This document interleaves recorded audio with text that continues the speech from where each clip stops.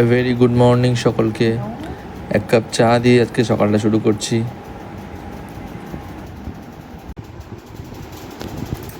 Good morning Dodo, good morning. আজ 15ই মে।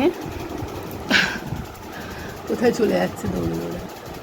Vaccine আছে ডোডোর, 2 বছরের মধ্যে যে ভ্যাকসিনটা নেওয়ার, 2টো বাকি আছে, আজকে দিতে যেতে হবে। এইসবে ঘুম থেকে উঠেছে, এখনও আর কি মানে বিছানা ছাড়তে ইচ্ছে করছে না। গুড মর্নিং বলে দাও তো সবাইকে, গুড মর্নিং বলে দাও।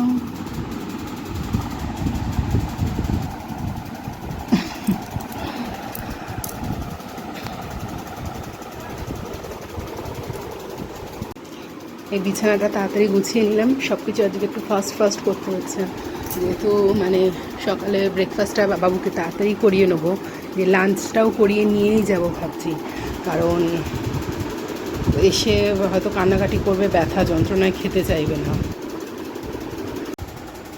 এখন তো খেলা করছে, জানি না দুপুর থেকে কি করবে। 12:30 থেকে 1টার মধ্যে চলে যেতে বলেছে ভ্যাকসিন নিতে। এই সামনে যে হেলথ সেন্টার আছে সেখানেই যাব, কাছাকাছি।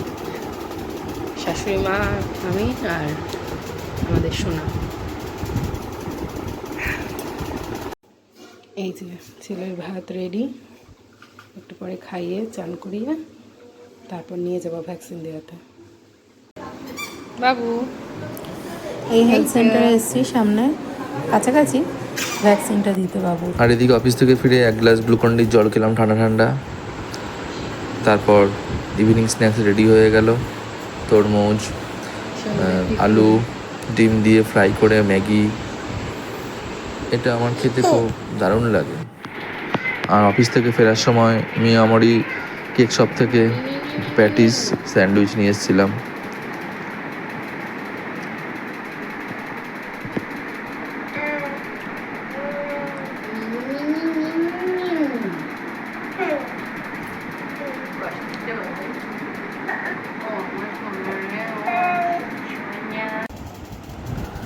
কিছুক্ষণ পর আবার ওয়াইফ একটু লাড্ডু নিয়ে এলো, তো লাড্ডুটাও খেলাম, দারুণ লাগলো খেতে। আর সন্ধ্যা থেকে শুধু একটার পর এক খেয়েই যাচ্ছি আজকে। সন্ধ্যা থেকেই তো ছেলে ঘ্যান ঘ্যান করছে, গাটা হালকা হালকা গরম, ফুলে আছে পাটা।